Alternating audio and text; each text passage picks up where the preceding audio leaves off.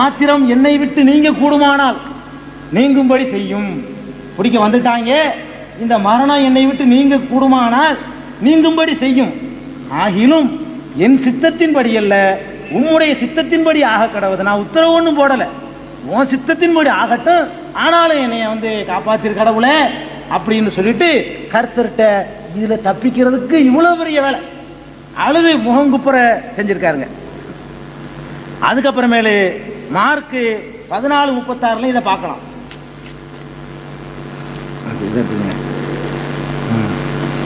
அப்பா பிதாவே சொல்றாரு, அப்பா பிதாவே எல்லாம் உம்மாலே கூடும், இந்த பாத்திரத்தை என்னிடத்திலிருந்து எடுத்து போடும். ஆகிலும் என் சித்தத்தின்படி அல்ல, உம்முடைய சித்தத்தின்படியே ஆக கடவுது அப்படின்னு சொல்லிட்டு அங்கேயும் காப்பாற்ற சொல்றாரு. அப்புறமேலே லூக்காவுல 22:39-42 22:39-42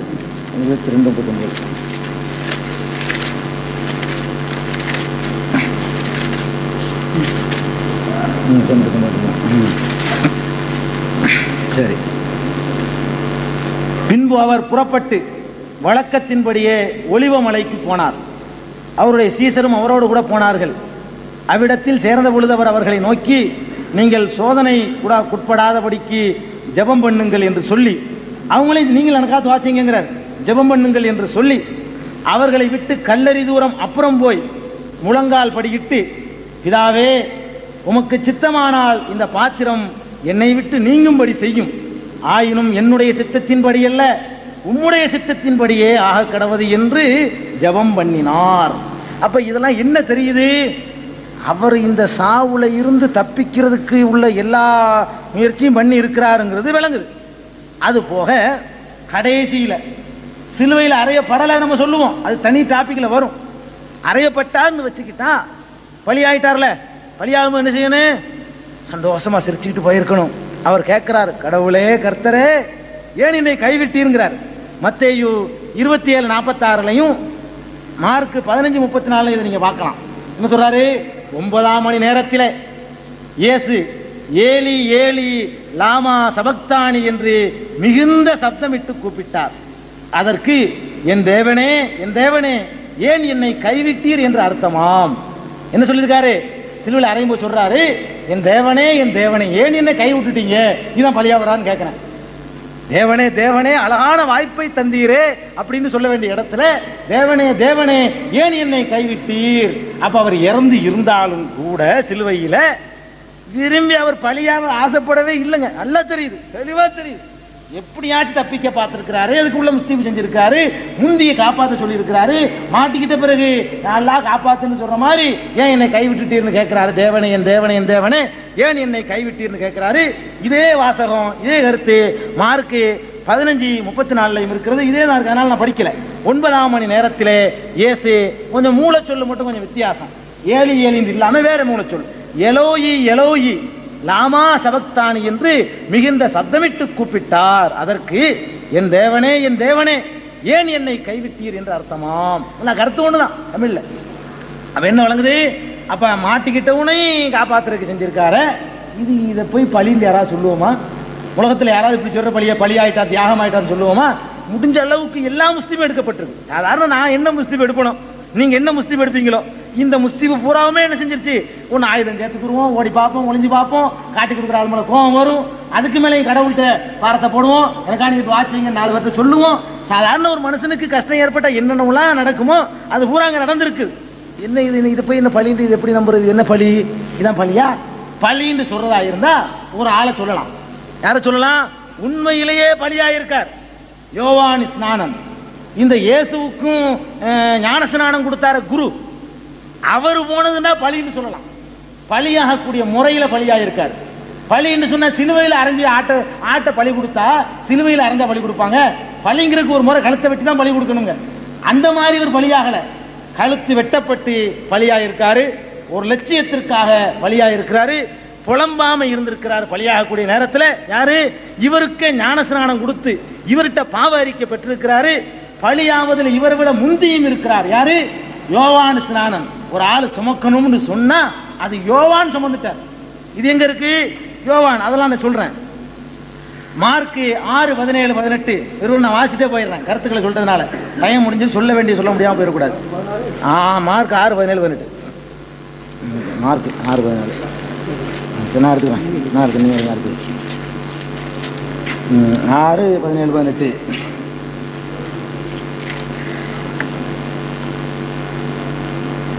சரி. ஏரோதுன்னா அந்த காலத்தில் உள்ள ஒரு தலைவன் தன் சகோதரனாகிய பிலிப்புவின் மனைவி ஏரோதியாளை தனக்கு மனைவியாக்கி கொண்ட போது பிலிப்புடைய கொண்டாட்டியும் ஏரோதுங்கிறவன் கூட்டிட்டு வந்துட்டான். இதை கண்ட உடனே யோவான் இருந்தார் இல்லையா, அவரு ஏரோதை நோக்கி நீர் உம்முடைய சகோதரன் மனைவியை வைத்துக் கொள்வது நியாயமல்லவென்று சொன்னது நிமித்தம் ஏரோது சேவகரை அனுப்பி யோவானை பிடித்து கட்டி காவலில் வைத்திருந்தான். ஒரு லட்சியத்துக்காக வேண்டி அக்கிரமக்கார் அரசு தெரிஞ்சியும் கூட அடுத்தவன் கொண்டாட்டி நீ கூட்டிட்டு வந்து தப்புடாங்கிறார் யாரு? யோவான். அதுக்காக வேண்டி பிடிபடுறார் யாரு? யோவான் பிடிபடுறார் இயேசுவுக்கு முன்னாடியே. அதுபோக மார்க்கு 6, 27, 28 இங்க இருக்கு. உடனே அவனுடைய தலையை கொண்டு வரும்படி சேவகனுக்கு கட்டளையிட்டு அனுப்பினான். யாருடைய தலைய? யோவானுடைய தலையை. ஏரோது மன்னன் சொல்றான், நான் அடுத்த முன்னாடி குடிக்கணும் உனக்கு என்ன என்று சொல்லியிருக்கான். அந்த ஒரு வருஷத்துலேருந்து முடிச்சு கொள்கிறேன். தலையை கொண்டு வரும்படி அந்தப்படி அவன் போய் காவற்கூடத்திலே அவனை சிரச்சேதம் பண்ணி அவன் தலையை ஒரு தாளத்திலே கொண்டு வந்து அதை இந்த சிறுவனுக்கு கொடுத்தான். அந்த சிறுவன் அதை தாயிடத்திலே கொடுத்தாள். என்னுடைய தொடர் இன்ஷா அல்லாஹ் நம்ம அதுக்கு தொடரில் மறுப்புன்னு சொல்லிட்டு நம்ம பார்ப்போம். இது வரைக்கும் என்னுடைய வாதத்தில் பாதியை எடுத்து வச்சிருக்கிறேன். அந்த வாதத்துக்கு மறுப்பும் சொல்லணும், நேரத்தை கடைப்பிடிக்கணுங்கிறதுக்காக வேண்டி என்னுடைய உரை இதை நிறைவு செய்கிறேன். வாகுல் தவானான் அல்ஹம்துலில்லாஹி ரப்பில் ஆலமீன். அஸ்ஸலாமு அலைக்கும்.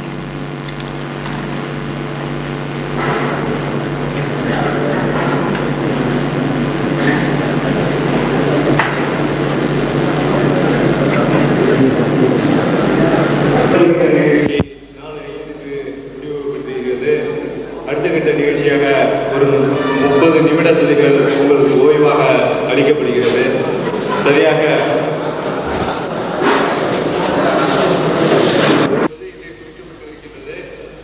அதனை பற்றி நாம் சொல்ல விரும்பவில்லை. ஆனால் பொதுவான கருத்துக்கள் உதாரணங்கள் சொல்லுகின்ற பொழுது அதனை பற்றி ஒரு குறிப்பாக மேலோட்டமாக என்னுடைய கருத்தையும் இணைத்து வழங்குவதற்கு உங்களுடைய அனுமதியை விடுகின்றேன்.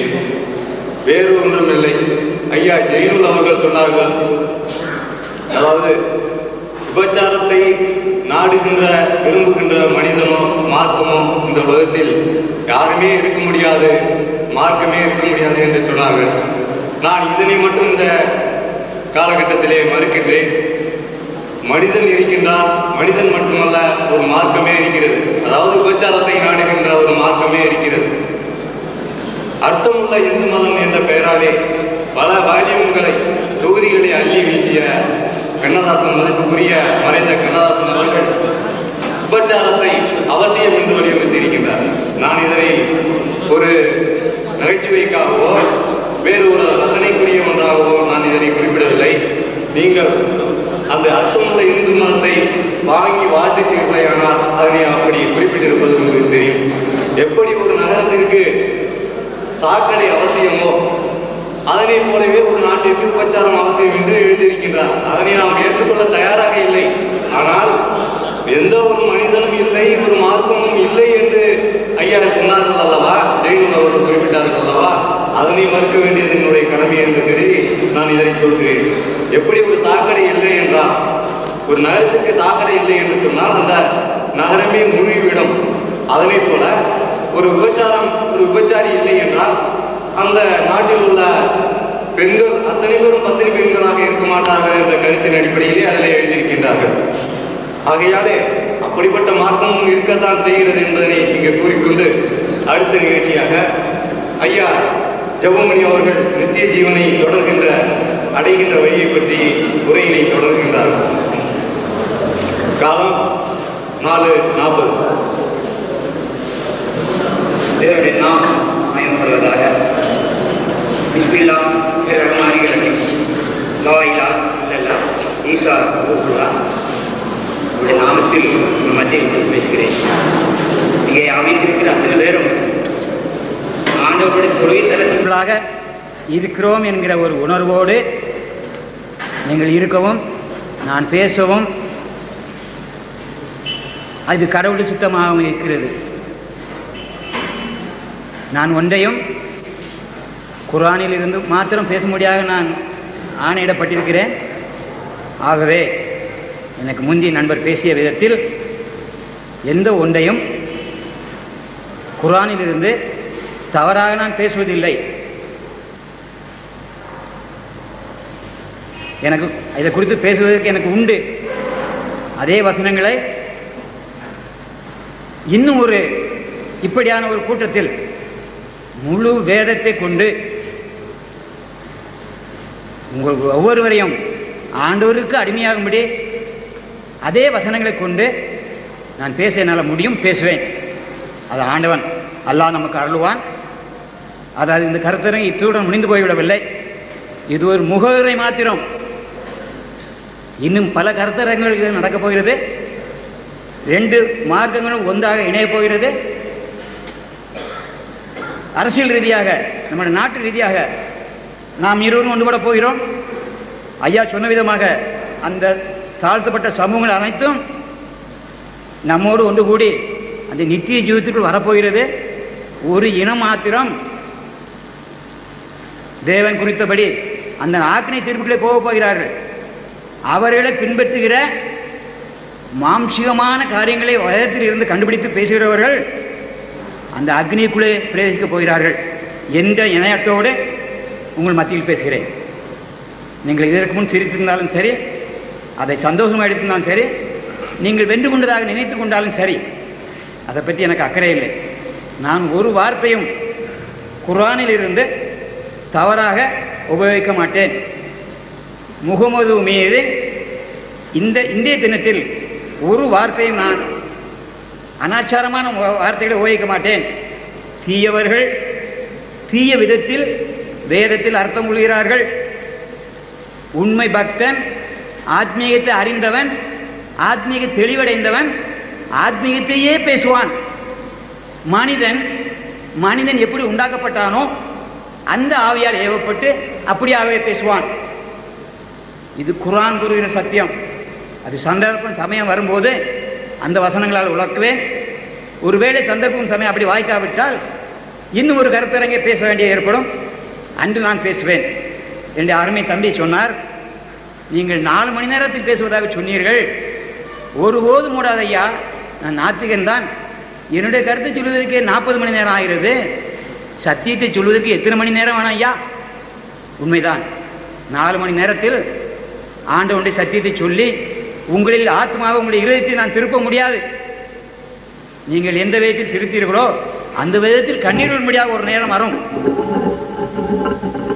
குர்ஆனை கொண்டு, குர்ஆனுடைய வசனத்தை கொண்டு நீங்கள் கண்ணீர் விட்டு அழுது அல்லாஹ்வின் சமீபமாக வருவீர்கள். இந்த தினத்தில் இங்கே கூடியிருக்கிற யாராவது அந்த நித்திய நரகத்துக்குள் பிரவேசிக்க மாட்டீர்கள். ஏனெனில் குர்ஆனில் உள்ள தெய்வீக வசனங்களை நான் எடுத்து சொன்னேன். இந்த வசனங்களை நீங்கள் ஆராய்ந்து பார்ப்பீர்களாயின் அதன் ஆழமான கருத்துக்களை ஆத்மீகத்துடன் ஒட்டி ஆத்மீகத்துக்குள் நீங்கள் அதை ஆஞ்சித்து பார்ப்பீர்களாயின் நிச்சயமாக உங்களில் ஒருவனையும் அல்லாஹ் கைவிடப் போகிறதில்லை. ஆனால் சிரிப்புக்காகவோ வேடிக்கைக்காகவோ ஜெபமணியை வெற்றி பெறுவதற்காகவோ சிரித்து விடுவதால் அதில் ஏற்படுகிற காரியத்தை குறித்து நான் சொல்ல தயாராக இல்லை. ஆண்டவர் எல்லோரையும் மன்னிப்பானாக, என்னையும் மன்னிப்பானாக. உங்களை கடந்து கொள்வதற்காக நான் வருந்துகிறேன். யாரையும் நான் கடந்து கொள்ளவில்லை. தம்பி ஜைனுலாப்தீனை நான் கடந்து கொள்ளவில்லை. அவருடைய வயதும் அவருடைய அனுபவமும் அவர் கற்ற முறையும் வேதத்தை எப்படி கற்றாரோ அந்த அளவில் என்னுடைய தம்பியை நான் சொல்லிக்கொள்ள விரும்புகிறேன். அசன் குத்தூஸ் அவர்கள் ஏறத்தாழ இந்த தினத்தில் அவருக்கு 53 வயது. அவருக்கு நான் நெடிலும் சொல்லியிருக்கிறேன். அவருக்கு சத்தியம் என்றால் என்னவென்று தெரியும். குர்ஆன் சொல்லுகிற சத்தியம் என்னவென்று தெரியும். சத்திய வேதம் கூறுகிற சத்தியம் என்னவென்று தெரியும். அவர் நன்றாக ஆராய்ந்து அறிந்தவர். பைபிளை, வேத புத்தகத்தை என்னை விட அதிகமாக படித்து கரைத்து குடித்தவர். நீங்கள் பார்த்திருப்பீர்கள் இப்பொழுது அவர் எவ்வளவாக ஏங்கினார் என்று சொல்லி கடந்த 2 மணி நேரத்தில் பல நூற்றுக்கணக்கான வசனங்களை அவர் நான் அவரோடு பழகுவதற்கு முன்னதாகவே இந்த வசனங்களெல்லாம் அவர் படித்திருந்தார். ஏனென்றால் அவரிடத்தில் ஒரு பைபிள் கிடைத்தது. அவர் காலேஜில் படிக்கிற காலத்தில், என்னுடைய சின்ன கிராமத்தில் உள்ள ஊரில் தான் அவர் படித்தார். எங்கள் பக்கத்து ஊரில் உள்ள நாசரத் ஹை ஸ்கூலில் படித்தார். அடுத்து பாளையங்கோட்டையில் பெரிய ஒரு காலேஜுக்கு போட்டார். நான் காலேஜுக்கும் போகல, நான் கொஞ்சம் குறைஞ்ச நிலையில் நின்றுட்டேன். அதனால் தம்பிக்கு இப்பொழுது ஒரு வைராக்கியத்தில் நின்று கொண்டு அந்த காரியங்களை செய்தார். அதுக்கான அவரை வருத்தப்படுத்தலை. ஆனாலும் அவருக்கு தெரியும் சத்தியம் என்ன, குர்ஆன் சொன்ன சத்தியம் என்ன, அவர் எடுத்து கொடுத்த வசனங்கள் என்ன, அதில் உள்ள அடிப்படை என்ன, அதோட தாற்பயம் என்ன. உங்களில் யாரும் இப்பொழுது அதை ஏற்றுக்கொள்ள மாட்டீங்களே எனக்கு தெரியும். அது அந்த மாதிரி சந்தர்ப்பம் வரும்பொழுது பொருளை இந்த கூட்டத்தின் முடிவில் எனக்கு முடிந்தால் அதை வழிக்கு பதில் சொல்லுவேன், பேசுவேன். சந்தர்ப்பம் கிடைக்காவிட்டால் என்று அருமை தம்பி சொன்னது போல 40 மணி நேரங்கள் தேவைப்படும். இப்போ அவர் சொன்ன வசனங்களில் இருந்து நான் திருப்பியும் பேசுவதாக இருந்தால், இடத்துல ஒரு ரெவரன்ஸ் பைபிள் உண்டு. ஒரு வசனத்தை தொட்டால் அது சங்கீதங்கிற ஒரு பகுதியை தொட்டோம்னா அது நேரம் ஆதியாகமத்தில் முதல் வசனத்து போய் சேரும், ஆதாம் இடத்துக்கு போய் சேரும். வலதுபுறமாக தொட்டால் வெளிப்படுத்தினத்தில் கடைசி வசனத்துக்கு போய் தொட்டுரும். அதுக்கு ஊடாக ஒரு நடுக்கோடு இருக்குது, ஒரு செங்கோடு இருக்குது, ஒரு இரத்த கோடு இருக்குது. ஒவ்வொரு பகுதியிலும் அந்த ரத்தம் இருக்கும். அந்த ரத்தம் இல்லாத சிவப்பு கோடு இல்லாத இடம் ஒரு இடத்தும் கிடையாது அந்த பைபிளில் இருக்கப்பட்ட வசனங்களில். அதெல்லாம் அந்த தத்துவங்கள் பேசுகிற போது சந்தர்ப்பம் வாய்த்தால் வாசிப்போம். ஆகவே உங்கள் ஒவ்வொரு நாள் பேர் கேட்டுக்கொள்வது, நீங்கள் சிரிப்பதற்காக நான் பேசவில்லைங்க. நாம் எல்லோரும், நான் முதலாவது உங்களுக்கு சொன்ன வசனத்தை வாசித்தேன். நிச்சயம் நமக்கு பிரிவினைகள் வேண்டாம்.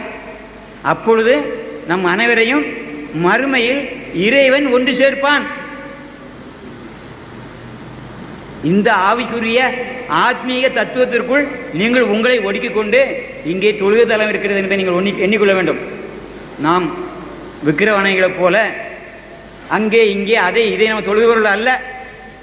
நாம் ஏக தேவனை தொழுது கொள்கிறவர்கள். எங்கிருந்தும் தொழுது கொள்ள முடியும், எங்கிருந்தும் ஆண்டவரை தொழுது கொள்ள முடியும். நாம் உட்கார்ந்து தொழுது கொள்கிற இடம், ஒருவேளை இது வாதமேடையாக தோன்றினாலும் நான் வாதமேடைக்காக வரவில்லை. நித்திய ஜீவனை பெற்றுக்கொள்ள, அதாவது பரலோகத்தில் தேவனுடைய மகிமைக்குள் பிரவேசிக்க நாம் அறிந்து கொள்ள வேண்டியது என்ன? அந்த ஒரே ஒரு காரியத்தோடு கூட நான் உங்களுக்கு வந்திருக்கிறேன். உங்கள் கண்களிலிருந்து கண்ணீர் வர வேண்டும். நித்திய ஜீவனை பெற்றுக்கொள்ள வேண்டுமானால் சிரிக்க வேண்டியதில்லை, உங்களுடைய உள்ளத்தில் தொடப்பட வேண்டும். உள்ளத்தில் தொடப்பட்ட வசனம் உங்களுடைய ஆத்மாவில் கிரியை செய்ய வேண்டும். அந்த ஆத்மாவில் கிரியை செய்கிற வார்த்தை உள்ளத்தை சுத்தப்படுத்த வேண்டும், இதயத்தை பரிசுத்தப்படுத்த வேண்டும். கைகளையும் கால்களையும் அல்ல. முகத்தை கழுவிவிட்டால் முகத்தில் உள்ள வேறு தீரும், கொஞ்சம் உற்சாகமாக இருக்கும். இதயத்தில் உள்ள முகமதுடைய, இப்படி நான் பேரை சொல்லுங்க, மன்னித்துக் கொள்ள வேண்டும். அவருடைய இருதயத்தை கற்பான ஒன்றை எடுத்துவிட்டு வெள்ளையான ஒரு பரிசுத்தமான ஒரு காரியத்தை அவருடைய இதயத்தில் பதித்தார் என்று குர்ஆன் ஹதீஸில் சொல்லப்படுகிறது. அந்த வெண்மையான வஸ்து என்ன? அந்த வெண்மையான வஸ்து என்ன? முகமதுடைய உள்ளத்தில் கொடுக்கப்பட்டு அவர் இயேசு கிறிஸ்துநாதரை பார்த்த அந்த வெண்மையான வஸ்து என்ன? உங்களில் யாருக்காவது அந்த வெண்மையான வஸ்து கிடைக்கப்பட்டதா? நீங்கள் அதை குறித்து அறிந்திருக்கிறீர்களா? முகமதுவுக்கு இதெல்லாம் கற்பான இதயத்தை எடுத்துவிட்டு ஒரு வெண்மையான ஒரு இதயத்தை கொடுத்தாராம் கடவுள். இதை குறித்து எந்தாவது சிந்தித்தீர்களா? ஒரு வசனத்தை மாத்திரம் சொல்லுகிறேன். குர்ஆன் 48:2. குர்ஆன் 48:2. சீக்கிரம் வாசிங்க எடுத்தவங்க.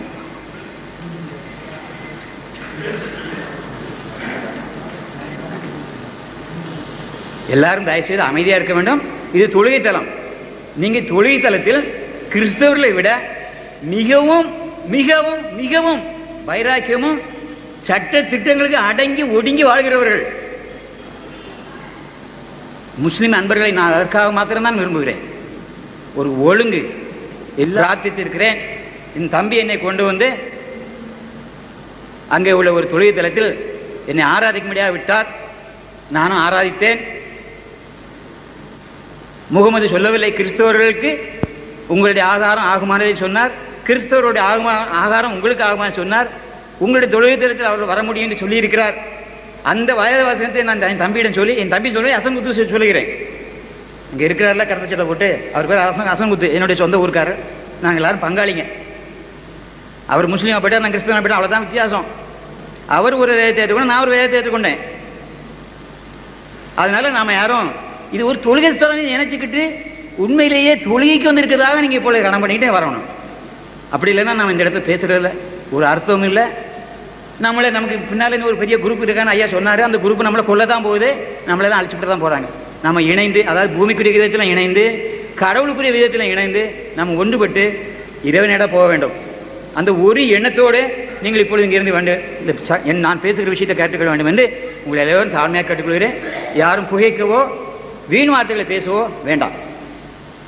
48:2 நபியே, உமது முன்பின் உள்ள தவறுகளை அல்லாஹ் உமக்கு மன்னித்து தனது அருட்கொடையையும் உம்மீது பூர்த்தியாக்கி வைத்து உம்மை அவன் நேரான வழியிலும் நடத்துவதற்காக இத்தகைய வெற்றியை தந்தோம். இன்னொரு கவாசி.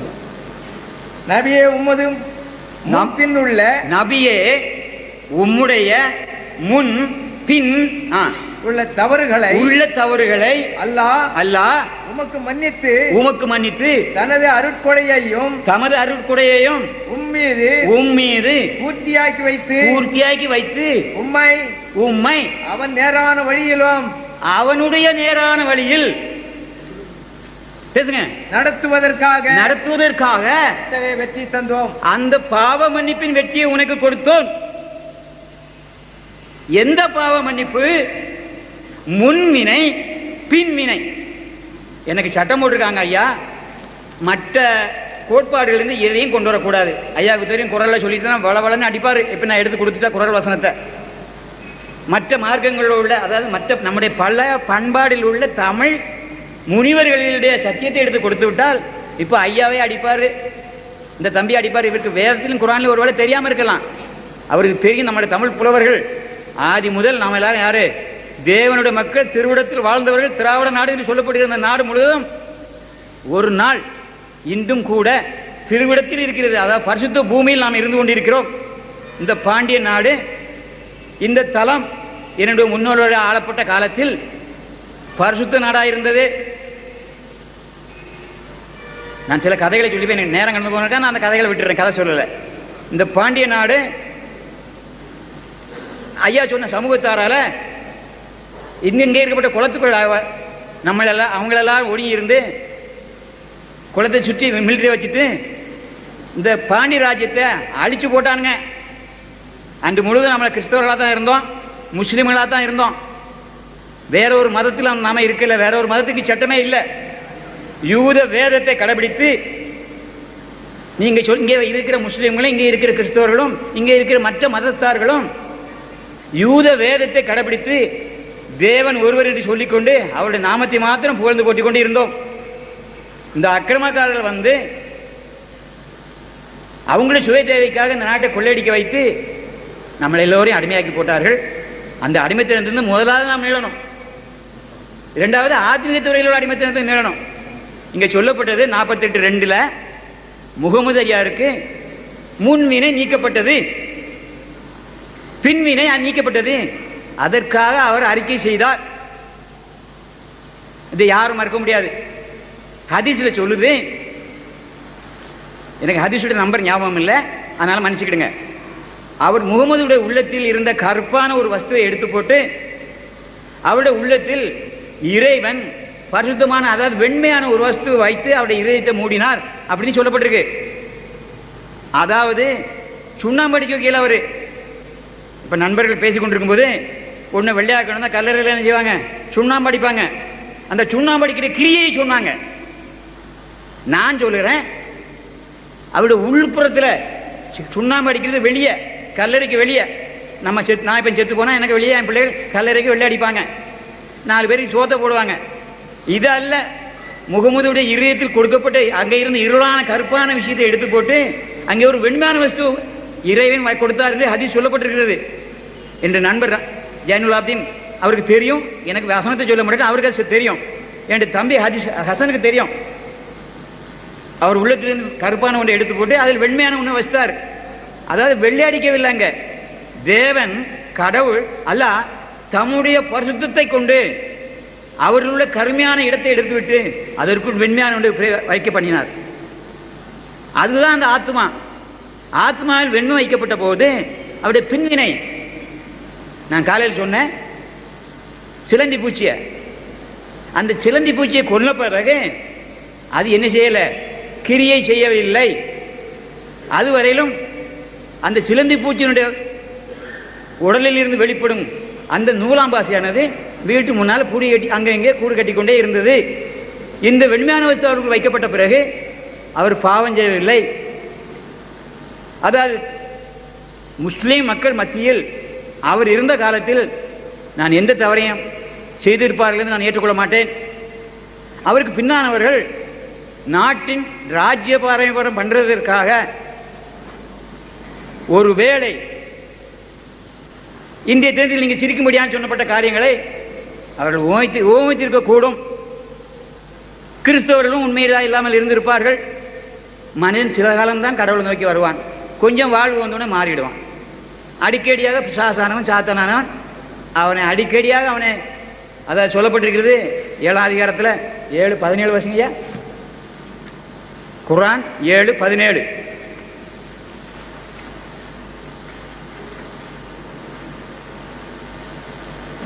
யார் வேணாலும் வாசிக்கலாம். நான் இவர் தான் வாசிக்கணுங்களா, அவருக்கு கண்டறியல சரியா, அதனால கொஞ்சம் கஷ்டப்படுறாரு. நீங்க கூட வாசிக்கணும், வாசிக்கலாம்.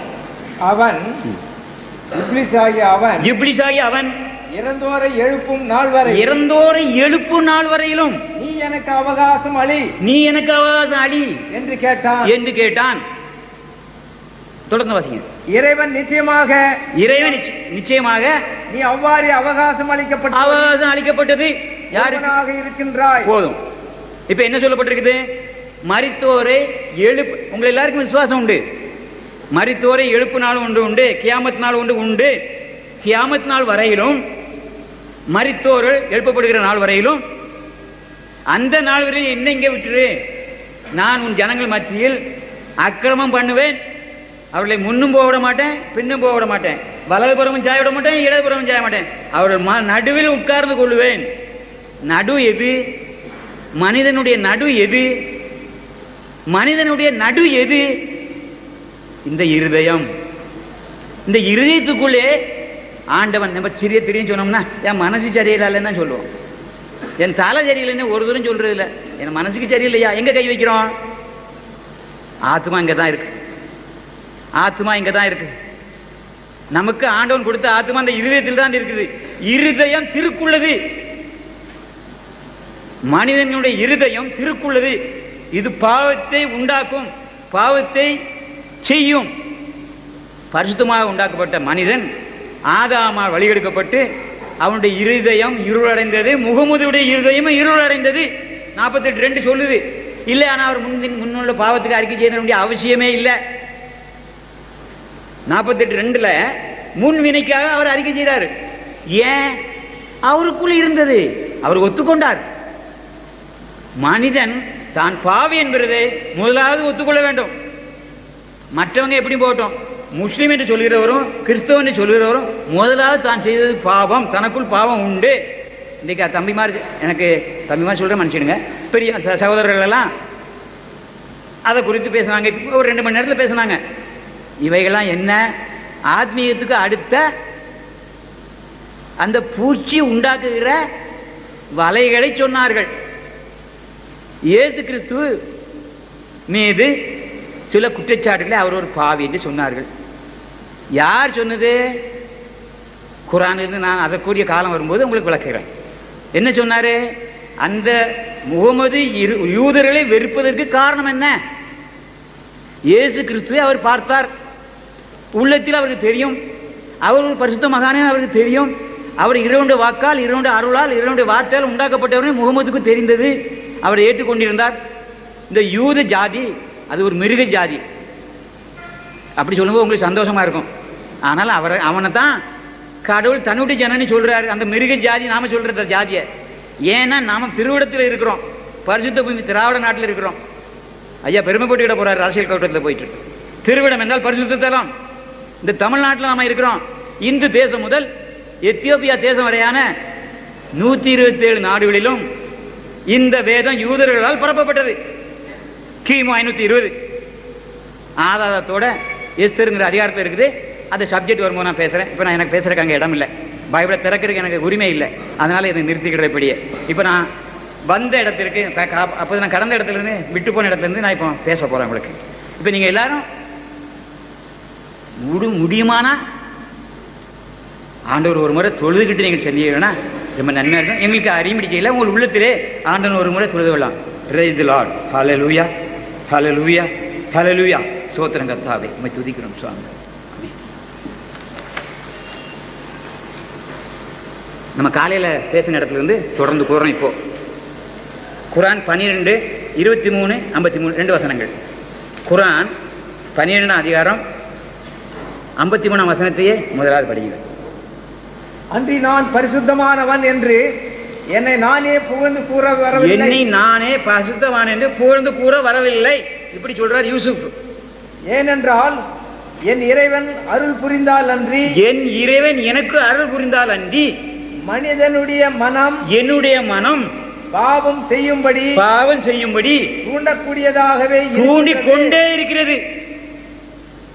என்னுடைய இறைவன் எனக்கு அருள் புரியாவிட்டால் என்னுடைய இருதயம் பாவம் செய்யும்படி, இந்த இப்லீஸ் என்ற சாசானவன், இந்த கருப்பானவன், மரணத்துக்கு சொந்தக்காரன் என்னுடைய இருதயத்தில் எப்பொழுதும் உறுத்தி கொண்டே இருக்கிறான். இதை செய்ய பக்கத்தில் இருக்கிறவருடைய கைக்குட்டையாவது வெளியே எடுத்துட்டு வா, அவர் கையில் இருக்க பேனாவையா திருடிக்கா, வேற ஏதாவது அதுக்கு மேலே உள்ள காரியத்தையும் செய்ய நிற்குது. சின்ன ஊசியில் இருந்து அனைத்து காரியத்தையும் செய்யும்படி உள்ளத்தில் தூண்டுறான். இப்போ எனக்கு கூட சில சமயத்தில் தப்பு ஒன்று வரும்.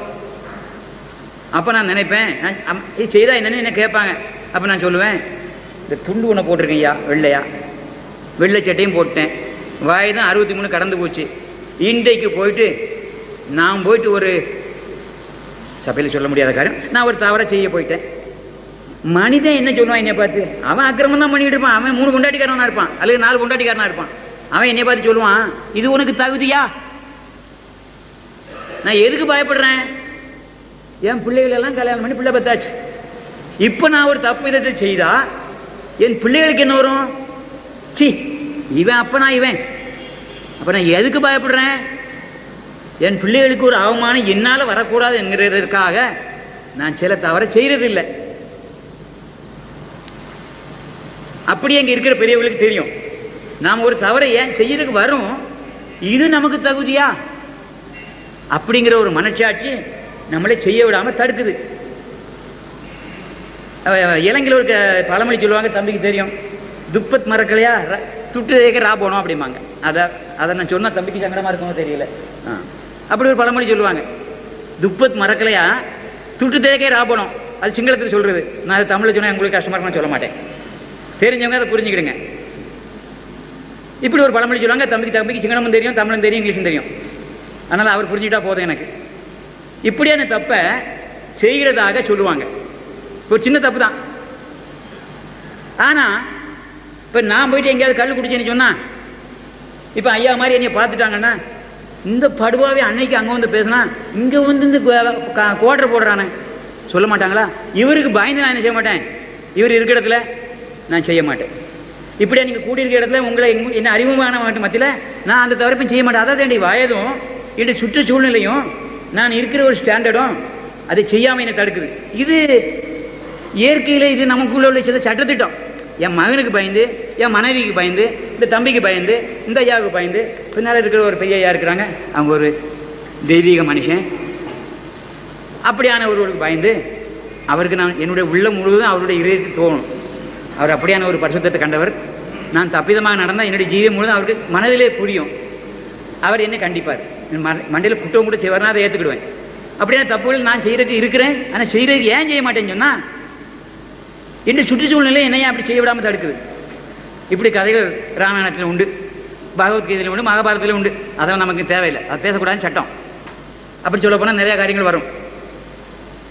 இந்த 53வது வசனத்தில் இன்னொரு முறை வாசிங்க. அன்றி நான் பரிசுத்தமானவன் என்று என்னை நானே புகழ்ந்து கூற வரவில்லை. இப்ப நீங்க சொல்லுவீங்க யூசுப் நபி மகா பரிசுத்தமானவர் அப்படின்னு சொல்லுவீங்க. உண்மைதான், நம்மளை விட அவர் நல்ல ஒரு பரிசுத்தமான மகன் யூசுப் நபி. ஆனா இங்க அவர் என்ன சொல்றாரு, அது தொடர்ந்துயா, ஏனென்றால் என் இறைவன் அருள் புரிந்தால் அன்றி மனம் பாவம் செய்யும்படி என் மனம் பாவம் செய்து கொண்டே இருக்கும். அது தூண்டும். யார் தூண்டுறா? குர்ஆன் 7:17-18 சொன்னான் இல்லையா, ஒருத்தன் ஒரு கருப்பன், இருளானவன், மரணத்துக்கு சொந்தக்காரன், அவன் உள்ள உட்கார்ந்துக்கிட்டு ஏற்கிறானான். அந்த பரிசுத்தவானியே அவன் அப்படி ஏற்கிறதா இருந்தால் நாம ஏமாத்துறோம். வேதத்தில் சொல்லப்பட்ட வேத புருஷன் ஒருவர் தன்னை பிசாசானவன் அடக்கி ஆண்டு கொண்டிருக்கிறான், இறைவனுடைய வல்லமை எனக்கு கிடைக்கவில்லை என்றால் இந்த வேதனையிலிருந்து நான் விடுபட முடியாது, என்னால் முடியாது, ஆண்டவனுடைய சித்தத்துக்குள்ள நான் இருக்கிறதுனால தான் இந்த தப்பு பிழைத்தேன். இது ஒரு விபச்சாரத்தை குறித்து சொல்லப்பட்டிருக்க அந்த காரியம் உங்களுக்கு தெரியும். யூசுப் நபி அந்த அரண்மனையில் உள்ள ஒரு சகோதரியால பாவத்துக்கு இழுக்கப்பட்டு அவளிடத்துல தப்பி ஓடுகிறார். பைபிளில் சொல்லப்படுது அவளை அங்கேயே பிடுங்கி கொண்டாருன்னு சொல்லி, குரானில் சொல்லப்படி சட்டையை கிழிச்சு விட்டாருன்னு சொல்லி. அப்போ அங்கே முகமது அதுக்கு, அதாவது அந்த இடத்துல அதுக்கு வேதத்துக்கு அர்த்தம் சொல்கிறாரு, அந்த கிழிக்கப்பட்ட சட்டை பின்புறத்தில் பிடிக்கப்பட்டதா முன்பக்கத்தில் பிடிக்கப்பட்டதான்னு கேட்டிருக்கு. நல்ல விளக்கம். பைபிளில் சொல்லப்படலை, பைபிளில் சொல்லப்படலை, பைபிளில் சொல்லப்படலை, குரானில் சொல்லுது, ஹதீஸில் சொல்லுது. சட்டையை பின்புறக்கமாக பிடித்தார்கள். அந்த அம்மா சட்டையை பின்னால் பிடித்து இழுத்தாள், என்னோடு தொடர்பு கொள்ளைன்னு பிடித்து இழுத்தாள். பாவத்துக்கு அவள் அடிமையாக இருந்தா அந்த பாவத்துக்கு மாம்ச இச்சை கொண்டு அவர் சட்டையை பிடித்து பின்னால் என்ன அர்த்தம்? இவன் தப்பி ஓட போனால் பிடிச்சிருத்தானே அர்த்தம். பைபிளில் அங்கே பிடிச்சிருத்தானே சொல்லப்படுறது, நான் துண்டு போடுறேன், துண்டை பிடிச்சிருத்தானே சொல்லப்பட்டிருக்கு. இது ரெண்டுக்கும் மத்தியில் தான் நிற்குது. இவனுக்கு அந்த எண்ணம் இருந்தது, அந்த அம்மாவுக்கு அந்த எண்ணம் இல்லை. அங்கே பரிசுத்தமான ஒரு மனிதனுடைய சட்டையை பிடிச்சி இழுத்து சட்டை கிழிஞ்சு போச்சு. அவனுக்கு நியாயம் சொல்லப்பட்டது, அவர் பரிசுத்தமான மனிதன். அந்த வழக்குரைஞர்கள் சொன்னார்கள், சட்டை பின்புறம் கிழிந்ததா முன்புறம் கிழிந்திருக்கிறதா அப்படின்னு கேட்டாங்க. அங்கே சொல்லப்பட்டது பின்புறம். அந்த அம்மா அதுக்குரிய தண்டனை அனுபவிச்சா. உங்கள் எல்லாருக்கும் தெரியும், கிறிஸ்தவங்களுக்கு தெரியாது. கிறிஸ்தவங்களுக்கு இந்த சத்தியம் தெரியாது. உங்கள் மூலமாக இன்றைக்கி நான் கிறிஸ்தவங்களுக்கு இந்த சத்தியத்தை சொல்கிறேன். யூசுப்புடைய சட்டை பின்புறம் கிழிக்கப்பட்டது. யோசேப்புடைய சட்டை பின்புறமாக கிழிக்கப்பட்டது. அவன் பரிசுத்தவான். முன்புறம் கிழிக்கப்பட்டதுனால அவன் போராடுகிறவனே அர்த்தம். அவன் வேண்டிய விருப்பத்தின் விரும்பி அந்த அம்மா அவன் சட்டையை முன்பக்கம் கிழிச்சதுனால திருப்பி தப்பி ஓடிக்கானே அர்த்தம். இது தப்பி ஓடலை, அவனை பலவனா பிடிச்சி கிழிச்சுக்கா பின்னால நின்று அந்த சட்டையும் கிழிச்சுக்கிட்டு ஓடுறாரு. அவர் ஆண்டவர் அவனை காப்பாற்றினார் அவர் சொல்றார் அந்த இடத்துல. இந்த பாவத்திற்கு நான் காலையில் சொன்ன பிரகாரமா நப்சே அமாரா, இந்த பாவத்துக்கு என்ன பேரு? நப்சே அமாரா அப்படின்னு குரான்ல சொல்லப்படுது. ஒருவேளை உங்களுடைய இமாம்கள், எங்களுடைய குருமார் இந்த அடிப்படை பாவத்தை குறித்து சரியாக எங்களுக்கு உணர்த்தாமல் இருக்கலாம், உங்களுக்கும் உணர்த்தப்படாமல் இருக்கலாம். ஏதோ தொழுவு முறைகளை சொல்லிக் கொடுத்து விட்டு இந்த அடிப்படை பாவத்தை குறித்து சொல்லாமல் இருந்திருக்கலாம். ஒருவேளை அவங்களுக்கு விளங்காமல் இருந்திருக்கலாம். நண்பர் ஜெயினுலாப்தி சொன்னது போல மேலெழுந்த வாரியாக நுனிப்புள்ள மேய்ந்திருப்பார்கள். ஒருவேளை ஆழமாக வேரோடு மேய வேண்டும், ஆழமாக வேதத்தை வேரோடு மேய வேண்டும். குர்ஆனை அதன் ஆழமாக ஒவ்வொரு கமாவையும் விழுங்கி அசைவோடு மிருகங்களை போல அசைவோட வேண்டும். உங்களில் எத்தனை பேர் குர்ஆனை வைத்திருக்கிறீர்களோ, எத்தனை பேர் தலையணையாக வைத்திருக்கிறீர்களோ, எத்தனை பேர் படிக்கிறீர்களோ, எத்தனை பேர் கடமைக்காக படிக்கிறீர்களோ, எத்தனை பேர் கடமுறைக்காக படிக்கிறீர்களோ, கடவுள் ஒருவர் அறிவார். அல்லாஹ் ஒருவன் தான் அறிவான். உங்கள் இருதயத்தில் குத்தப்படும்படி இது தொழில்தலமாக நான் ஏற்றுக்கொண்டு நான் இப்பொழுது மத்தியில் பேசுகிறேன். உங்களை எச்சரிக்கையோடு பேசுகிறேன். கிறிஸ்தவர்களையும் முஸ்லிம்களையும் உங்கள் உள்ளத்தில் ஆத்மாவை குறித்த ஒரு உணர்வோடு, கிறிஸ்தவர்கள் கேட்காத ஒரு சத்தியத்தை குர்ஆன் மூலம் கிறிஸ்தவர்களுக்கு நான் பேசுகிறேன். யோசேப்பு தேவனால் நடத்தப்பட்டான், ஆபிரகாம் தேவனால் நடத்தப்பட்டான். இஸ்லாமிய பணியில் சொன்னால் அல்லாஹ்வால் அவன் நடத்தப்பட்டு கொண்டிருந்தான். ஆபிரகாம் அல்லாஹ்வால் நடத்தப்பட்ட மனிதன். மோசே தேவனுடைய அல்லாஹ்வுடைய தாசனாக இருந்தான். ஆயினும் அவர்களும் பாவம் செய்ததாக அறிக்கை செய்கிறார்கள். ஹதீஸில் முகமது அவர்கள் கூறுகிறார்கள். வசனங்கள் இருக்கிறது. வேத கொள்கை வரும்பொழுது அந்த குறிப்புகளை குறித்து நான் உங்களுக்கு சொல்லுவேன். நீங்கள் இன்னும் கொஞ்சம் ஒரு படி அமைதலாய் ஆண்டவனுக்குள்ளாக உங்களை ஆக்கிக்கொண்டு எப்படியாக பள்ளிவாசலில் இருப்பீர்களோ, எப்படியாக சர்ச்சுகளில் நீங்கள் உட்கார்ந்து இருப்பீர்களோ, ஒரு பெந்தேகோஸ்தே சர்ச்சுக்குள் எப்படி இருப்பீர்களோ அந்த ஆவை நிறைவோடு கிறிஸ்தவர்கள் அனைவரும் இருக்க வேண்டும். இப்பொழுது உங்கள் மூச்சு விடுகிற அந்த சுவாச சத்தம் கூட வெளியே வரக்கூடாது. அதே போல நீங்கள் அந்த இடத்துல இருந்து இந்த இந்த மரணத்துக்குரிய காரியம் அதிலிருந்து வெளிப்படுவது எப்படி என்று குர்ஆன் எப்படி கூறுகிறது? நீங்கள் இதற்கு முன் அறிந்தீர்களோ அறியவில்லையோ, மேலெழுந்த வாரியாக தொழுகி சென்றீர்களோ செல்லவில்லையோ, ஏதோ கடமைக்கு கடையை மூடிவிட்டு 10 நிமிஷம் ஏதோ ஒரு தபாவை செய்து தபான்னு தான் சொல்லுவீங்கன்னு நினைக்கிறேன். அப்படி ஒன்று செய்துவிட்டு பாவ மன்னிப்பை கோரிவிட்டு ஓடிவிடுவதில் ஒரு பிரயோஜனம் இல்லை. இந்த மேலிருந்த வாரியாக சில காரியங்களை செய்து விடுவதால், சரீர சடங்காச்சாரங்களால் இந்த ஆத்மீகத்தை நாம் உணர முடியாது. வயது வந்த இந்த பெரியவர்கள் இருக்கிறார்கள், அதனால் தைரியமாக பேசுகிறேன். நான் பேசுகிறது தப்பு இல்லைன்னு சொல்லி இங்கே இருக்கப்பட்ட பெரியவர்களுக்கு தெரியும். அமாரா என்றால் ஒருவேளை முஸ்லீம் தம்பிமார் சிறு தம்பிமாருக்கு தெரியாமல் இருக்கலாம். அமாரா என்றால் அப்சே அமாரா, ஆத்மா செத்து விட்ட ஒன்று என்று குர்ஆன் சொல்லுகிறது. அந்த வசனம் எங்கே இருக்குது? அரபி மொழியில் எனக்கு எங்கே இருக்குன்னு சொல்ல தெரியாது. எனக்கு அந்த ஐயாவை போல பெரியவங்க நான் பேசுகிற போது அவங்க எனக்கு சொல்லியிருக்கிறாங்க, இப்படி நப்சே அமாரா அப்படின்னு ஒரு வசனத்தை சொல்லி கொடுத்தாங்க. நான் குர்ஆனில் உள்ள அரபி மொழியை படிச்சுட்டு வந்து உங்கள்கிட்ட பேசலை. அது இருக்குன்னு நான் அவங்க எங்கள் மத்தியில் இப்போ பெரியவங்க இருக்கிறதுனால நான் தைரியமாக பேசுகிறேன். அப்படி ஒரு வார்த்தை இருக்குதுன்னு சொல்லி நப்சே அமாரா அப்படின்னு ஒரு வார்த்தை அங்கே இருக்குது. ஒருவேளை இளையவர்களும் அழிந்திருப்பார்கள், அறியாதவர்கள் இப்பொழுது அறிந்து கொள்ளுங்கள். குர்ஆனில் சொல்லப்படுகிறது, மனிதனுடைய ஆத்மா நப்சே அமாரா, அதாவது பிசாசினால் ஆளப்படுகிறது. யூசுப் நபி சொல்லுவது போல மனிதனுடைய ஆத்மா நப்சே அமாரா என்கிற பாவ முன் வினையால் செத்து கிடக்கிறான். அந்த ஆத்மா உண்டாக்கப்பட்ட நாளில் ஆண்டவனோடு இருந்தது. ஆண்டவருடைய தேவ தூதர்கள் அவரை பணிந்து கொண்டார்கள். ஆதாமை சிரமணியுங்கள் என்று ஆண்டவர் சொன்ன காலத்தில் அந்த ஆதாமை இந்த இப்லீஸானவன் அவன் கூட்டமும் தவிர மற்ற இரு கூட்டங்கள், இரு அணிகள் ஆதாமுக்கு சிரமணிந்தன, அவனுக்கு தொண்டு செய்தன. ஆனால் அவன் என்று கடவுளுடைய விரோதியாகிய அந்த மரணத்தோடு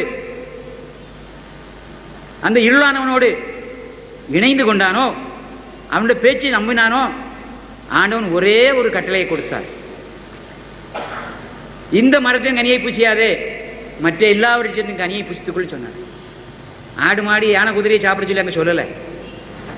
இந்த மரத்தின் கனியை பூசியாதே, மற்ற எல்லா விருட்சத்தின் கனிகளையும் பூசிக்கலாம் அப்படி சொல்லியிருந்தார். அந்த ஒரு கட்டளையை கூட அவனால் கடைபிடிக்க முடியலை. கொடுத்தது ஒரே ஒரு கட்டளை தான், இந்த மரத்தின் நிழலண்டை கூட போகாத,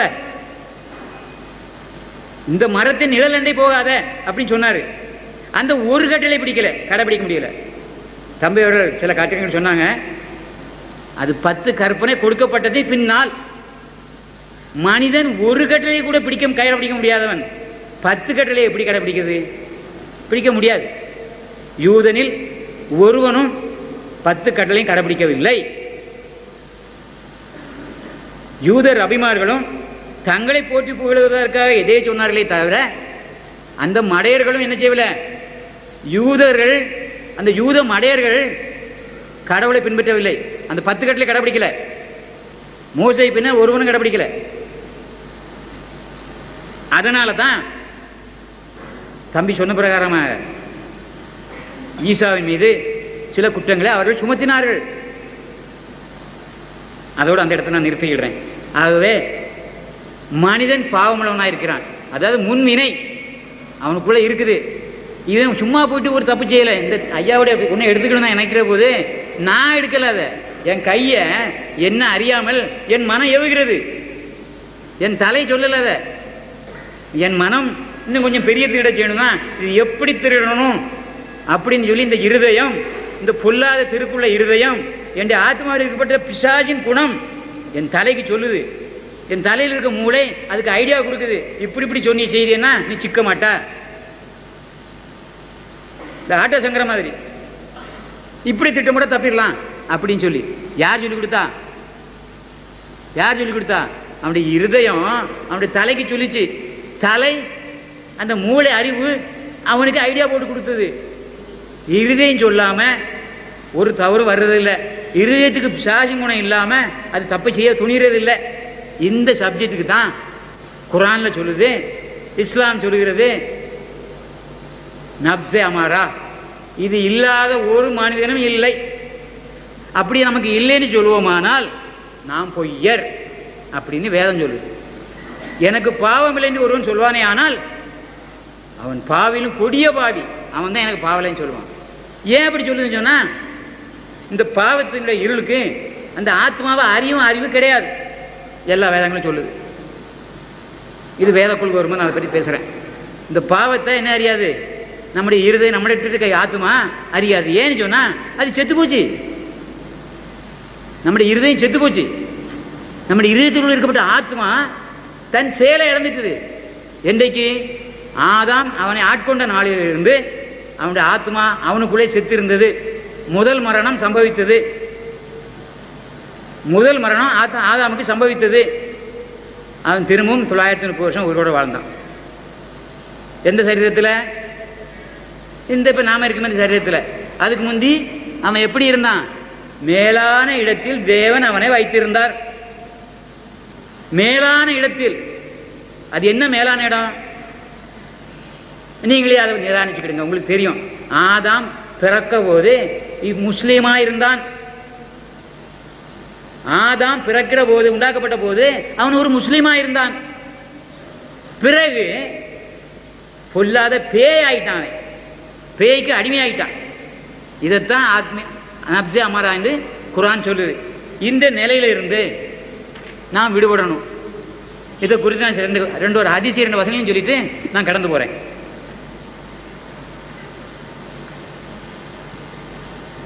ரெண்டாம் அதிகாரம் 36 வசனம் ஐயா. குர்ஆன் 2:36.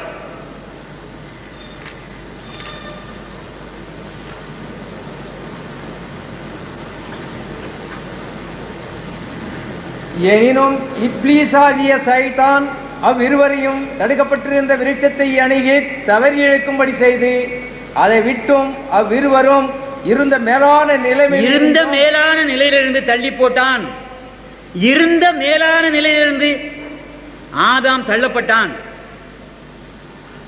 அவர்கள் வெளியேறும்படி செய்து விட்டான். அவங்க அங்கே இருந்தாங்க, அந்த மேலான இடத்துல இருந்தாங்க, தள்ளப்பட்டான். நான் சொல்லல, இந்த புஸ்தகத்தை நானும் எழுதல, குர்ஆன் சொல்லுது. முகமதுக்கு விளக்கப்பட்ட சத்தியம் சொல்லுது. முகமதுக்கு விளக்கப்பட்ட சத்தியம் சொல்லுது, நான் சொல்லல. இந்த குர்ஆனை நானும் எழுதல. இங்கே சில குர்ஆன்களை வைத்திருக்கிறார்கள். ஐயா இடத்துல கொடுக்கப்பட்டிருக்கிற குர்ஆன்ல கொஞ்சம் விஷயங்கள் மாற்றி இருக்குது. எண்ணத்தில் இருக்கிற குர்ஆன்ல இன்னும் கொஞ்சம் வித்தியாசமா இருக்குது. ஐயா வச்சிருக்க குர்ஆன்ல 2-3 வருஷத்துக்கு சேர்த்தெளி இருக்குது. இது மனிதனுடைய நிலை இன்னைக்கு. ஆனாலும் அதற்குள் இருக்கிற அந்த வசனம் வேத வசனம் நான் ஏற்றுக்கிறேன். இப்படி நான் சொன்ன வசனம் ஆண்டவனால கொடுக்கப்பட்ட வசனம். அது முகமதுக்கு விளக்கப்பட்டு இங்கே எழுதப்பட்டிருக்கிறது. இதுல திருத்தம் இல்லை இருக்கிறதாக நான் நம்பல. இப்போ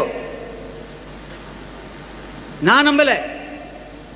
யூதர்கள் தப்பியத்தை சொன்னான், அவன் ஒருவனொருவர் தான் சொல்லிக்கிட்டான். அதுக்கு நாம படிகாரர் ஆகக்கூடாது. அவன் இன்னைக்கும் ஆண்டவரை ஏத்துக்கிடல, அவன் இன்னைக்கும் கடவுள் பிள்ளையா இருக்கல. பேர் தான் கடவுள் பிள்ளை, பட்ட பேர் அவனுக்கு சீல் போட்டு இருக்குது ஒழிய. ஆனா உண்மையில என்ன, யார் ஆண்டவருடைய பிள்ளைகள்?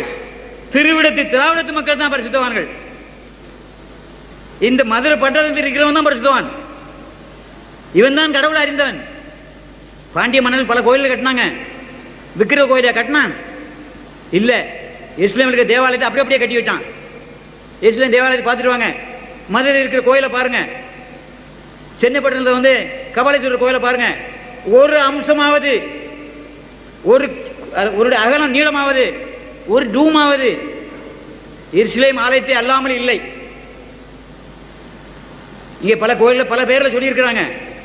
அவைகளெல்லாம் இங்க இருந்த ராஜாக்கள் அவர்களெல்லாம் பரிசுத்தவான்களாக, கடவுளா இருந்த பிள்ளைகளாக ராஜ்யத்தையும் பரிபாலனம் பண்ணார்கள். பாண்டியமனே இந்த நாட்டையும் பரிபாலனம் பண்ணா, ராஜ்யத்தையும் பரிபாலனம் பண்ணா. இங்கே வந்த மடையர்கள், இந்த வினயர்கள், கல்வணங்கிகள் அவர்களை பெண்களை கொடுத்து கெடுத்தார்கள். அரசன் பெண்ணை கொண்டு கெட்டு போனான். குடிகளை அவங்க மேலே போட்டாங்க. இன்றைக்கு நாம தப்பியத்துக்குள்ள இருக்கிறோம், நாம தப்பி பிழைச்சிருக்கிறோம். முஸ்லீம்களும் கிறிஸ்தவர்களும் தப்பி பிழைத்திருக்கிறோம். ஐயா இனி தனி நல்லா பேசுவாங்கன்னு நினைக்கிறேன். நாட்டில் போயிட்டு மக்கள் மத்தியில் பேசுவாங்க, முஸ்லீம்களும் கிறிஸ்தவர்களும் தப்பி பிறந்துட்டாங்கடா, நீங்க எல்லாரும் அவங்கள பின்பற்றி அவங்க சொல்ற வழியில யுகா யுகமா வாழ்கிற அந்த பூமிக்கு போங்கடா. இந்த ஊர்ல நீ 50 வருஷத்துல செத்து போயிடுவான், அதுக்கு மேல இருந்தீங்கன்னா உன்னைய கொண்டு விடுவான். காதுக்குள்ள ஈயத்தை காய்ச்சி ஊற்றி வேதத்தை கேட்க விட மாட்டான். காதுக்குள்ள ஏதை காய்ச்சி ஊற்றணும்? ஈயத்தை. ஐயாவுக்கு தெரியும், தம்பி அவர்களுக்கு தெரியும். ஈயத்தை காய்ச்சி நம்ம காதுக்குள்ள ஊற்றுவான், நம்ம காதுல ஊற்ற முடியாது. ஆண்டவரை ஏற்றுக்கூடாத அத்தனை பேர் காதுலையும் எந்த காய்ச்சி ஊற்ற போறான்? ஈயத்தை காய்ச்சி ஊற்றுவான். இப்போ பக்குவம் எட்டுனா குடுமி, எட்டலாம் காலு. இது வரைக்கும் குடுமையை பிடிச்சிக்கிட்டு இருந்தான். இப்போ குடுமி நம்ம தப்பிக்கிட்டோம். நம்ம பேச்சை கேட்குறாங்க, இப்போ அதை விட்டு விலகுறாங்க. தம்பி அதில் ஒரு ஆளு, நம்ம தம்பி நாத்திகரன் சொல்றாரு, நல்ல ஒரு கிறிஸ்தவர் எனக்கு தெரியும், நல்ல ஒரு முஸ்லீம். அப்படி சொன்ன உங்களுக்கு கோபம் இல்லையா? நல்ல ஒரு முஸ்லீம், நல்ல ஒரு கிறிஸ்தவர்.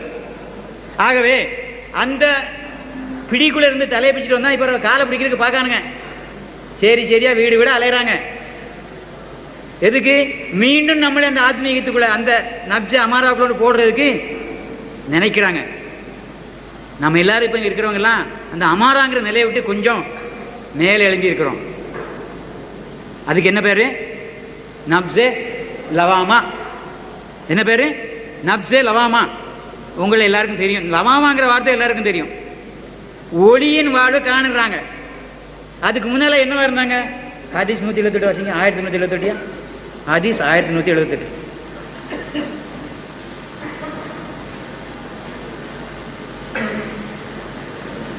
அதுக்கு முன்னால நாமெல்லாம் என்னவா இருந்தோம்? இந்த குர்ஆன் நம்ம கையில கிடைக்கிறதுக்கு முன்னால, இந்த சத்தியவேதம் நம்ம கையில கிடைக்கிறதுக்கு முன்னால நாம எப்படி இருந்தோம்? அது அப்படி சொல்லப்பட்டிருக்கு. சொல்லுங்க வாசிங்க. 1178. 1178. நிச்சயமாக ஷைத்தான் மனிதனுடைய இரத்த ஓட்டம் உள்ள இடங்களில் மனிதனுடைய இரத்த நாளங்கள் எங்கெங்கே இருக்கிறதோ அங்கெல்லாம் அவனை தன் கைவசப்படுத்தி இருக்கிறான், பாவத்தில் ஈடுபடுத்தி விடுகிறான். நான் சொல்லல ஐயா, நம்முடைய அன்பான ஐயா முகமது அவர்கள் சொன்னாங்க. அவருடைய வாய் அந்த வார்த்தை முகமது அவர்களின் பொன்மொழிகளில் சொல்லப்பட்டிருக்குது. அவருடைய வாயிலிருந்து வெளிப்பட்ட பொன்மொழியில் ஒன்று இது. மனிதனுடைய இருதயமாகிய இந்த இரத்த பைகளில் இருந்து அந்த இரத்த சுவாசம் எங்கெல்லாம் ரத்தம் எங்கெல்லாம் போகுதோ, ரத்தம் போகாத இடம் எதியா? மயிரில் கூட ரத்தம் இருக்கு. மயிரின் அடிக்காலில் கூட எத்தனை லட்சம் மயிர் இருக்கும் நம்ம தலையில, அத்தனை லட்சம் மயிரிலும் கூட என்ன இருக்குது? நான் இப்ப சொல்றேன், யாரும் வருத்தப்படுறேன், நான் பேசுறதுல சொல்றேன். ஒரு தலைமுடியில கூட என்ன இருக்குது? ரத்தம் இருக்குது. இந்த ரத்தத்திலும் கூட என்ன இருக்குது? ரத்தம் இருக்கு. எங்க இருக்குமோ அங்கெல்லாம் பாவம் உண்டு. நகத்திலையும் இருக்கும், நகத்திலையும் இருக்கும், தலையிலையும் இருக்கும், மூக்கிலையும் இருக்கும், 9 துவாரத்திலையும் இருக்கும். பாவம் எங்கெல்லாம் இருக்கும்? எல்லா இடத்துலையும் இருக்கும். அடுத்த இன்னொரு வசனம் 795 927 927 ஹதீஸ் 927 ஹதீஸ் 27 927 வாசிங்க. நீர் உமது தாய் வயிற்றிலிருந்து பிறந்த நாளில் இருந்த விதமாக தூய்மை பெற்று விடுவீர் என்று கூறினார்கள் என 927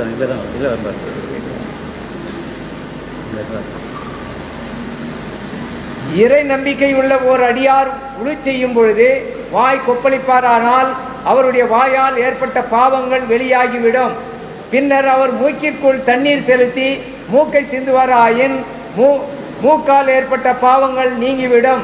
பின்னர் அவர் தம் முகத்தை கழுவுவாரானால் முகத்தால் கண்ணால் ஏற்பட்ட பாவங்கள் கண் இமை வரை உள்ளவை நீங்கிவிடும். பின்னர் அவர் தம் இரு கைகளையும் கழுவுவாரானால் அவருடைய இரு கைகளாலும் ஏற்பட்ட பாவங்கள் அவருடைய இரு கை விரல்களின் நகக்கண் வரை உள்ளவை அகன்றுவிடும். பின்னர் அவர் தம் தலையை மசு செய்வாரானால் அவருடைய தலையால் ஏற்பட்ட பாவங்கள் அவருடைய இரு காதுகள் வரை நீங்கிவிடும். பின்னர் அவர் தம் 2 கால்களையும் கழுவுவாரானால் அவருடைய 2 கால்கள் செய்த பாவங்கள் அவருடைய 2 கால்களின் விரல்களின் நகக்கண் வரை நீங்கிவிடும். பின்னர் அவர் பள்ளி வாயில் வரை செல்வதும் தொழுவதும் அவருக்கு நப்பிலாகும். பாவங்களுக்கு பரிகாரம் முடிந்த பின் பதவிகள் உயரும் என்று அண்ணல் நபி ஸல்லல்லாஹு அலைஹி வஸல்லம். இது முதல் நிலை. இந்த நப்சே அமாராங்கிறத பாவம் வெளிப்படுவதற்கு மனிதன் காண்கிற சட்டத்திட்ட கடமைகளில் இருந்து ஒரு படி கொஞ்சம் எழுந்து, அதாவது ஒரு ஒளியை காண்கிறான். முகமது அடியார் ஒரு ஒளியை காட்டி கொடுக்கிறார் தம்முடைய மக்களுக்கு, அரபி மக்களுக்கு. அவங்க பாவத்திலும், அதாவது காட்டு மிராண்டிகளாக வாழ்ந்த மக்களுக்கு இப்படி ஒரு ஒளி உண்டுடா, இதை எட்டிப்பார், அதை கிழக்க நோக்கி பார், சூரியன் தெரிந்து பார், வெளிச்சம், இப்படி ஒரு வெளிச்சத்தை காட்டி கொடுக்குறாரு. அதுக்கு அவங்களுக்கு சொல்ல வேண்டிய காரியங்கள் சொல்ல தெரியாதுங்கிறதுக்காக இப்படி சில சடங்காச்சாரங்கள் மூலம் அவங்களுக்கு விலைக்கு கொடுக்குறாரு. மூக்கை சிந்துடா, கண்ணை கழுவு, முகத்தை கழுவு, கையை கழுவு, நகத்தை சுத்தமாக வச்சிரு, மயிரை வெட்டிக்க, கை காலில் கழுவு, மலை ஜலம் கழிச்சா கழுவு, தண்ணி கிடைக்கலாம் மண்ணாதையாது அப்படியாக நினைத்து கொண்டு செய்யும் சொல்லி ஒரு படித்தளத்தில் முதல் தளத்தை சொல்லி காட்டி கொடுக்குறாரு. அப்படி காட்டி கொடுத்து செய்த மக்களுக்கு ஒரு இறை உணர்வு வருது, ஒரு ஒளி வாழ்க்கை காணப்படுது. ஒளியை அடைந்து விடவில்லை, ஒளி வாழ்க்கை முகமது தம்முடைய மக்களுக்கு காட்டி கொடுத்தார். நம்முடைய இந்திய தமிழ் மக்களுக்கு இப்படி அடிப்படை காட்டி கொடுக்க வேண்டிய அவசியம் இல்லை. ஏற்கனவே நாமல் எல்லாரும் திருத்தலத்தில் இருக்கிற, திருவிடத்தில் இருக்கிற மக்கள், நாமெல்லாம் திராவிட நாட்டு மக்கள், பரிசுத்த பூமியில் வாழ்ந்துகிட்டு இருக்கிறோம். நமக்கு இந்த காரியம் தெரியும். இப்போ உங்களுக்கு தெரியும், நமக்கு இருக்கப்பட்ட பாவம் இந்த கையிலையும் காலிலையும் மூக்கிலையும் நகக்கிலையும் இல்லை. எங்கே இருக்குது உங்களுக்கு சொன்னா இப்போ விளங்கும். எங்கே இருக்குது? இதயத்தில் இருக்கிற அந்த நரம்பு பம்புல இருக்கு. அந்த இரத்த குழாய்கள் இருந்து இந்த பாவம் வெளிப்படுது. இந்த இரத்த குழாய் இருந்து அது பெரிய பாவத்தை செய்யறதுக்கு தலைக்கு ஐடியா கொடுக்குது. இந்த ஆட்டோ சங்கர் மாதிரி நமக்கு எங்கே செய்யுது? நம்மள அறிய அனிச்ச நரம்புகள் அந்த பாவங்களை செய்ய நம்முடைய கை முந்துது, கால் முந்துது, வாய் முந்துது, நாவு பொல்லாதது. இதில் தவறை சொல்வதற்கு முந்துகிறது. இது காரணம் என்ன? இருளில் இருக்கப்பட்டு அந்த நிறைந்து இருக்கிற இருள், இதிலிருந்து நப்ச லவாமா அப்படிங்கிற ஒரு ஒளி வாழ்வை முகமது காட்டி கொடுத்தாரு. இது கொடுத்து பெரியவங்களுக்கு, அறிந்தவங்களுக்கு தெரியும், இப்போ இருக்கிறவங்களுக்கும் தெரியும். ஒருவேளை இளைஞர்கள்லாம் இந்த இடத்துல வந்திருக்கிறது குறித்து நான் மிகவும் சந்தோஷப்படுகிறேன். ஏன்னா எங்களை போல கிழட்டு வயசில் 40 கடந்த போது தான் கடவுளை பார்க்கணும், அதை பார்க்கணும் பேசுகிறத விட இந்த இளம் வயதில் வந்துட்டாங்கன்னா அவங்களுடைய ஜீவன் இன்னும் ஆண்டவருக்கு பிரியமாக இருக்கும், கடவுளுக்கு பிரியமாக இருக்கும். நாங்கள் பல வேதனைகளை அனுபவிச்சுக்கிட்டே போகிறோம். முதல்ல எனக்கு பல்லில் பற்றிலாம், பல்லில் ஒட்டுப்பல் வச்சுருக்கிறேன். இந்த பல்லு கலந்துருக்க வேண்டிய அவசியம் இல்லை. நான் நல்லவனாக ஜீவிச்சிருந்தா இந்த பல்லு ஒழுங்காக இருந்திருக்கும். எங்களுக்கு நர வர வேண்டிய அவசியம் இல்லை. அந்த காலத்தில் ஒழுங்காக இருந்திருந்தா எங்களுக்கு நோய் வர வேண்டிய அவசியம் இல்லை. டிபி வர வேண்டாம், இந்த புற்றுநோய் வர வேண்டாம், ஆஸ்துமா வர வேண்டாம், சளி பிடிக்க வேண்டாம். பரிசுத்தவர்களுக்கு அது வர்றதில்லை. என்னை 28 வருஷமாக எந்த நோயும் என்னை தொட்டதில்லை. ஆண்டவருக்குள் நான் உண்மையை சொல்லுகிறேன்.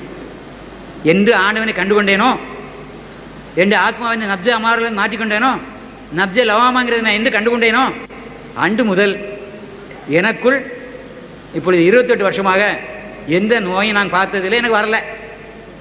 நீங்கள் நம்பினாங்க தான், நம்பாட்டங்க தான், உண்மையை தான் சொல்கிறேன். ஆண்டோடைய தொழில் தளத்திலிருந்து சத்தியத்தை தான் சொல்கிறேன். எனக்கு நோய் வர்றதில்லை. அதனால் ஒளி வாழ்க்கையில் வந்த ஒரு மனிதனுக்கு இப்படியான சில உலக காரியங்கள் ஏற்படாது. பாவத்தின் நிமித்தம் தான் மனிதனுக்கு நோய் உண்டாகுது. நம்ம செய்கிற தவறு தான். காலத்துக்கு மிஞ்சி, கடமைக்கு மிஞ்சி நம்ம சில காரியங்களை நம்ம இதயத்தை உணர்வுபடி நம்ம ஏதோ சாத்தான்கள் அடிமைப்படி செய்கிற போது நமக்கு சில காரியங்கள் வருது. எனக்கு இப்போ நிற்க முடியாமல் உட்காந்து பேசுகிறேன். ஏன் தெரியுமா? நான் எனக்கு இளம் வயதில் செய்யத்தகாத காரியத்தை செய்ததுனால இப்போ உங்கள் முன்னால் நின்று பேச முடியாமல் இருக்கிறேன். தம்பி நட்டமான சிங்கம் மாதிரி பேசுகிறார், என்னால் என்ன செய்ய முடியல. காரணம், அவர் சிறு வயதிலேயே ஆண்டவருக்கு தண்டை ஊழியத்துக்கு கொடுத்து அவர் 9 வருஷம் கல்வி கற்று உங்கள் முன்னால் உங்களை விட வயதில் சின்னவர் உங்களுக்கு சத்தியத்தை சொல்ல வந்திருக்கிறார். பாருங்க, அவருக்கு இப்போ நோய் இருக்காது. என்னை போன்ற பெரியவங்களுக்கெல்லாம் நோயில் வாடுறோம். காரணம் நாங்கள் செய்த தவறு தான். அதை ஏற்றுக்கிடும். நாங்கள் பெரியவங்க யாராக இருந்தாலும் ஏற்றுக்கிடுவோம். அவங்களுக்கு தெரியும். அதை வயது கிடந்த பிறகு உண்மையை சொல்லிவிடுவாங்க. சொல்லலாம் அல்ல விட மாட்டார்ல. இன்னும் 2 குத்து குத்துவார். இல்லைன்னா அங்கே கத்துறா அதை என்ன பிரேத குழியில் போயிட்டு 4 இடி இடிப்பாங்களாம், இன்னும் 4 இடி இடிப்பாங்களாம் அந்த ஆண்டவருடைய தூதர்கள் செய்த தப்புக்கு. அப்படி பயங்காட்டி வச்சிருக்குது. உண்மையாக போய் நமக்கு தெரியாது. அது உண்மையில நமக்கு உயிரோடு இருக்கும்போது தெரியுது நம்ம சில தப்புக்கு பண்ணுது. அதனால் அந்த தப்புகளுக்கு என்ன செய்யணும்? மனம் திருந்தி அறிக்கை செய்யணும். அந்த அறிக்கை செய்கிற நேரத்தில்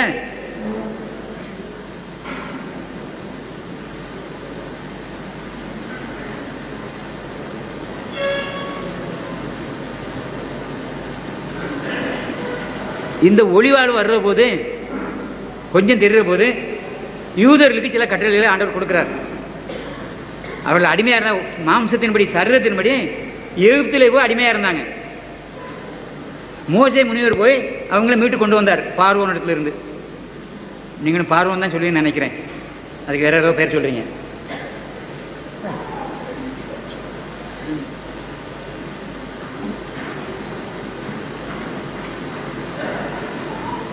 ஆண்டவர் என்ன செய்கிறாரு?